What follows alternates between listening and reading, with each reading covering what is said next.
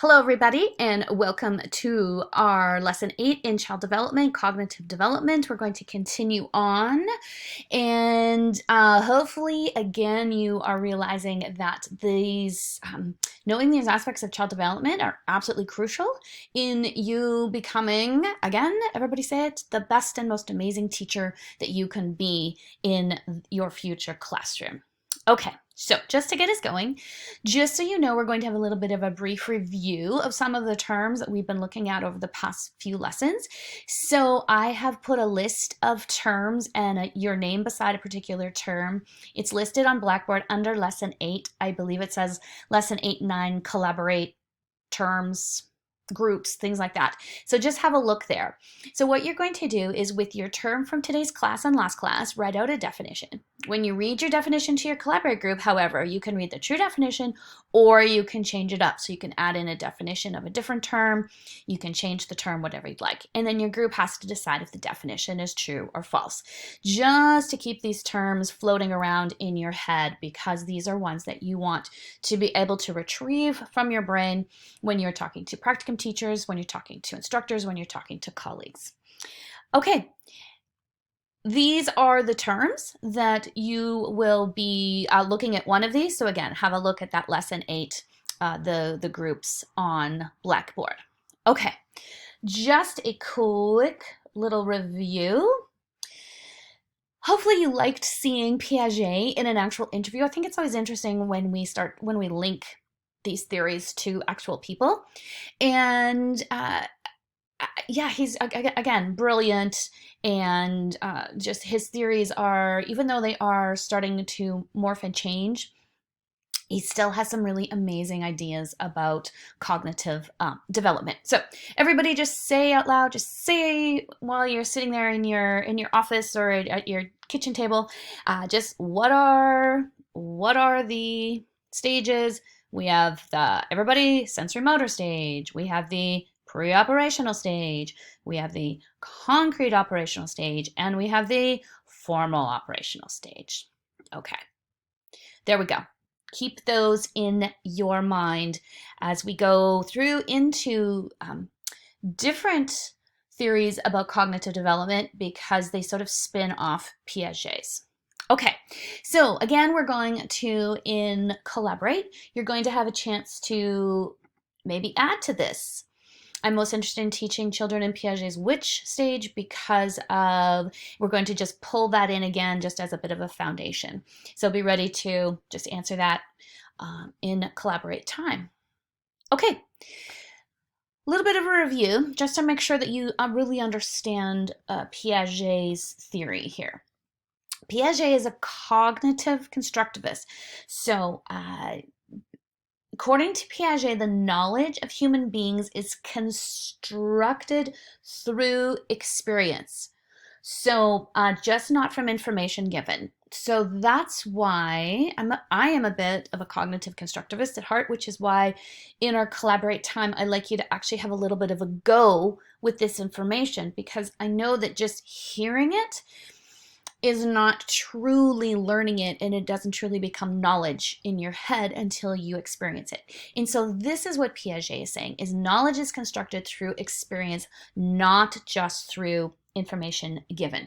So if you want to kind of maybe a little bit of an analogy, say you're a construction worker, you actually construct. So at the end of the day, you build it with tools, you use tools, and you use materials, and you use your hands, and you actually build something. That's a little bit of an analogy for what Piaget thinks about how we actually construct knowledge in there. Okay, so of course, theories very rarely stay stagnant. And as society progresses and as we have more research and more thought, we come up with different theories. So Robbie Case is he is a cognitive and social constructivist. So we're going to unpack those terms a little bit. But just to again give you an idea, here's Robbie Case here. He was born 1944 and died in 2000. He taught at OISE, which is part of University of Toronto. He received graduate degrees there, and he also taught there. He is a neo-Piagetian researcher, neo meaning new, so he is a new Piagetian researcher. And he expanded Piaget's theories that have come under criticism for being too broad. He's created a more interactive version of Piaget's schemes and stages. And a fun fact about Robbie, I'm just going to read this to you. True to his word, in 1965, after receiving his BSc in psychology, Robbie traveled to a small kibbutz in Israel where he would teach English. With no previous knowledge of the Hebrew language, Robbie's innovative way of learning was to promise his students that for every English word that they learned, he would learn a Hebrew word. And if you know anything about Hebrew, Hebrew is a rough language to understand and to actually pronounce. Okay, so before the year was over, he was fluent in Hebrew and was capable of teaching high school physics at the kibbutz in Hebrew. So, brilliant kind of guy in here. So, fun fact about Robbie Case. Okay, so Robbie Case put together the idea of cognitive and social constructivists together. So the basic premise of this theory is children construct knowledge by organizing information into more meaningful cognitive structures in the stages, but this progress is facilitated by social interaction and instructional design that fits the individual child and not the stage of the child. So he's bringing in a couple different ideas that absolutely the child is constructing knowledge, but the way that the child is constructing knowledge is through experience, absolutely, because he's a cognitive constructivist. But the social interaction now is absolutely playing a part in the child's knowledge development. And instead of just lumping all 2 to 7-year-olds in the same category, he is saying that instructional design has to fit the individual child. Okay, so I would like you to go stop me now and go to this video, and you just have to watch until it says you have to pay and then stop watching. It goes into much more detail about this theory than you need, but I wanted you to see how theories sort of grow out of each other, and it's sort of an interesting look. Okay, so stop me, have a little watch of this video, and then we'll continue. Okay. So hopefully that gave you a little bit more background and a sense of that, again, theories are very rarely stagnant. They always are growing out of one another. So again, this is, you do not, yeah, look at all these stages. You do not have to know all of these stages, right? But I wanted you to see how they actually, oops, I'll go back here, how they actually are kind of following Piaget's theories, right? What Case is doing is he is now talking a little bit more about how they're moving from stage to stage, and he built in these transitional type stages. So that these are the transitional stages in here. Okay. Instead of, it kind of seems like one morning the child just wakes up in Piaget's theories and it's like, yep, I'm now in pre-operational stage. Oh, yep, I'm 8, I'm in the concrete operations. Whereas Case very much was more into how are they transitioning through these stages. It also gives a little bit more of an account about the child's desire and a little bit of their innate ability to be moving through these stages. Okay, so again, this is a stage where this is a theory that you will come up against in cognitive development, in that he's again taking that cognitive side of experience but adding in the social side.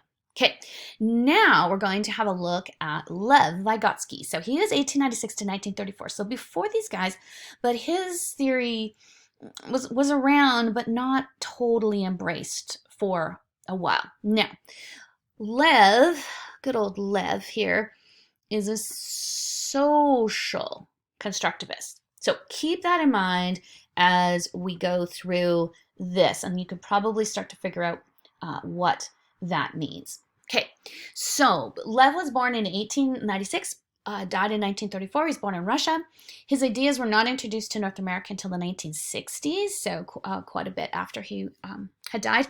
And the main idea is cognitive skills have their origins in, wow, surprise, surprise, social relations, and are embedded in a sociocultural background. So Love would say that it's our social interactions is actually how we construct knowledge, and it's based on our culture and what our culture deems as knowledge in there. Okay, so Vygotsky would have agreed with Piaget's stages and that children construct their own knowledge.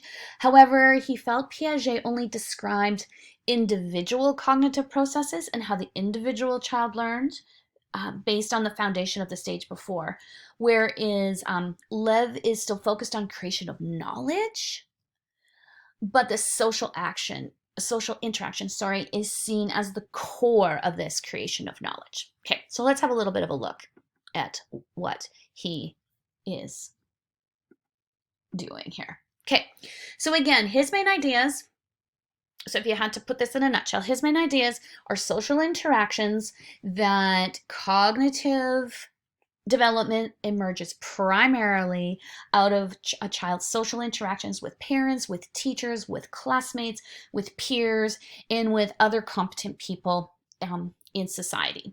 And he really sees language as this bridge because, of course, when you are interacting, you use language as your medium to communicate. So his idea around language is that it is the actual social bridge that connects basically parents, adults, colleagues, their advanced cognitive development with a child's developing cognitive development in there. So basically he would say speech is basically a tool for thinking. So language is super important too in Lev's theory. Okay, of course there are always some good terminology in here. These are, I think you'll find these fairly logical in their definition. So guided participation, this occurs when a person engages in learning activities alongside a skilled partner who provides support and encouragement. So it's basically you have somebody guiding you and you are both participating in this social interaction together. Zone of proximal development, ZBD, you'll hear about this all the time. I still use it when I'm doing my writing. It's a term that you just need to know. It's the range of tasks that a child cannot perform independently but can perform with the help of others. So that's their zone. So this might be the zone. They can't perform these tasks on their own, but when they have the help of somebody competent, they can actually perform those tasks. Scaffolding is the active instructional support while a child is learning a new concept. So this is the interaction between the teacher and the child is key. So they are helping to build and to support the child in their acquisition of knowledge. In inner or private speech, this is the language that the child is hearing inside their head. And this is important because it's part of their self-regulation and it's part of being able to understand the social interactions that are happening and then change that into knowledge. Okay. So those are some Vygotsky terms in here that are good to know. Again, Vygotsky, if you want to talk about what does this theory look like in the actual classroom, you would say that the teacher is a guide and a mentor because it's all about constructing knowledge through experience and social interaction. So if the teacher is doing what I am doing right now, and simply just giving you information without sort of walking alongside you, which I will do and collaborate, then Vygotsky would say that we're not having any kind of social interaction, and so knowledge might not be being created as well as it could be if we were interacting. So Vygotsky would say teacher as a guide and a mentor. Peers are also guides and mentors. So their colleagues, the other kids in their class, EAs, uh, everybody that a child comes in contact with can be a guide and a mentor. Culture is also a guide and mentor. So how we interact in North American society is different than how they might interact in Italy, in Tanzania, in Ecuador, right? And so our culture is definitely impacts how we socialize, which will ultimately impact our knowledge. Okay, again, importance of language development. Absolutely, that would be a key for Vygotsky. It would be to continually develop language. Instructional task is where where teaching has to focus on an active instructional support while considering the individual student. So instructional task would be dependent on the student, and it would focus on getting them to be active with the knowledge. And again, you want the tasks in the classroom to be challenging but attainable. Again, that zone of proximal development, you want to push the kids, but you want them to ultimately be able to actually attain what you are hoping that they will learn. Okay, so let's take a look at how are these two theorists how are they the same? How are Vygotsky and Piaget the same? I'm going to focus on these two theorists because they're kind of the biggest ones that you will run across in sort of day-to-day. Case sort of was a bridge between the two thoughts. Unfortunately, we don't hear as much about him, but he's definitely a theorist that you, as an education student, need to know about. Okay, Vygotsky and Piaget. So both were constructivists. Piaget, however, was a cognitive constructivist, and again, constructing understanding cognitively through experience. Vygotsky is a social constructivist, so you're constructing knowledge, but basically through social interaction. So that's the difference. Both believed guided forms of teaching or facilitation are necessary. So both believe that the teacher needs to be a guide and a support. Both believed that the teacher's role was that of facilitator and guide and not of director or dictator. Darn, sometimes it's fun to be a dictator. And it's both classrooms would be very child-centered. So it would be focused on the child. Both would be very hands-on because, again, Piaget and Vygotsky were all about experiencing, but it's about how a child actually develops the knowledge is different. And they would love inquiry-based. Both would love inquiry-based classrooms. Think about inquiry-based classrooms that you've been in, potentially, like at Wilson or Sauer or River Heights, where the kids are in groups, they're all together, their heads are down. That would be a Piaget and Vygotsky. They would love those classrooms. Okay, the differences between these two theories is actually in the way that children construct the knowledge. So their classrooms would probably look similar, but it's how they would believe that the children actually construct knowledge. So Piaget would say that children construct knowledge in their head based on the experience and according to where they are in the stage. And Vygotsky would say they construct knowledge through language communication and social interaction. But again, we would have these, this could be, the teacher could be a cognitive constructivist in how he was viewing what was going on, or the teacher here might be a social constructivist. It's where they believe the child is actually developing, or how they're actually developing the knowledge in their head. Okay, so I'm just going to go here. So this is going to be for collaborate. So write down a few ideas before our collaborate time. I want you to imagine you believe in social constructivism and are a grade 2 teacher. So you're a grade 2 teacher. What would your math lesson on addition look like? Okay, don't get too bogged down in the actual numbers, But what kinds of things would you do if you believed in social constructivism? And then number two, imagine you believe in cognitive constructivism and you're a science teacher in high school. What would your biology lesson on the structure of a heart be like in your classroom? So what would your classroom look like? And what would your thought process be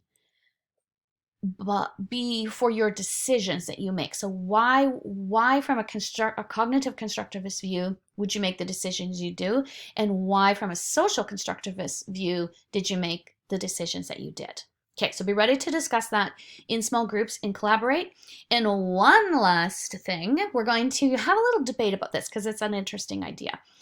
Is the developmental changes that occur in elementary school aged students have more impact in the classroom than the developmental changes that occur in secondary school age students? So I want you to go all the way back, use what you know about Piaget's stages, use what you know about case stages, use what you know about Vygotsky, and I want you to include arguments, ideas, and terms from physical, biological, and cognitive development lecture videos and readings. So it's a bit of a review of all of the ideas that we have been talking about around child development. Also, start to use this information to be thinking about the child that you are creating and how you can weave these theories into that creation of a child. Okay, awesome. We will see you soon.